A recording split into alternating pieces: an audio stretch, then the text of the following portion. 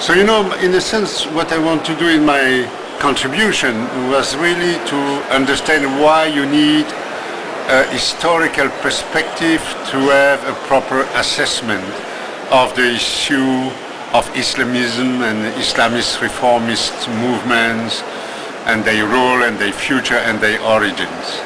And the key messages I wanted to give are the following. The first one is that if you take very well accepted definition of what is a fundamentalist or a reformist movement, that is a movement that has a scripturalist approach to the holy text. You cannot be free in interpreting the text. The text has to be taken literally. And the puritanical dimension that starts from the idea that moral decay is the basic source of the problem and the disruption of social order in many societies.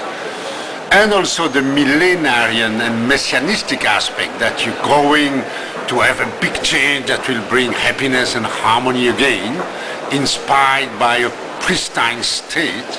If you take these three characteristics, then one has to say that it is not specific to Islam.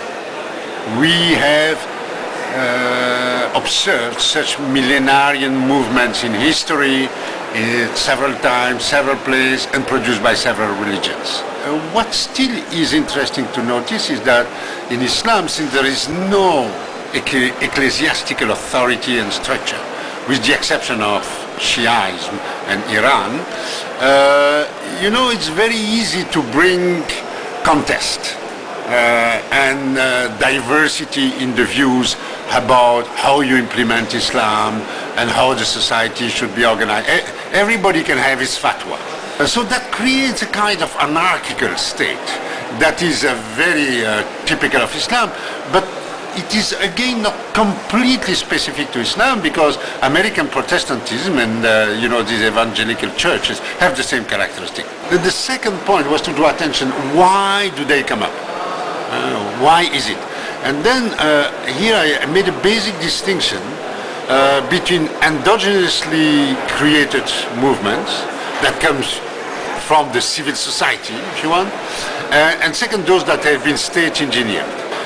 In many examples in Islamic history, puritanical movements have arisen in the wake of attempts to consolidate power, to unify territories, or to build up nations. And of course, the most important modern example is Saudi Arabia.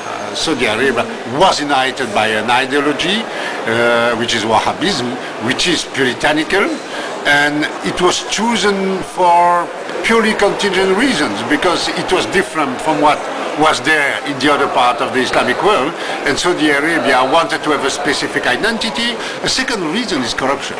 The authoritarianism, despotism, oppression of the people, and corruption create revivalist movements that wants to just remove all this political system, these politicians, and this elite, and replace it by a dreamed of millenarian, egalitarian society. And the state can sometimes play on these movements to keep in power.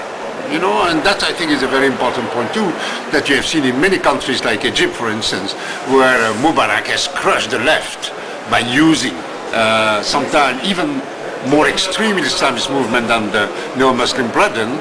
And the third reason is external aggression, that many revivalist movements date back to the colonial period. In many countries like the Sudan, like Indonesia, like India, that they were born as resistance movements. In countries where religion was important, they used religion as a way to fight against the invaders.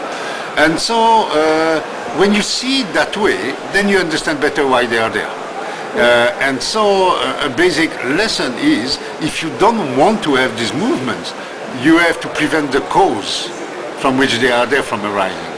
Otherwise, it's no problem. Once they are there, they are difficult to address, because once they are indulging in violence, then you are bound to repress them, then you make martyrs, and then when you make martyrs, they recruit more, so the struggle intensifies. Then you are in a vicious cycle.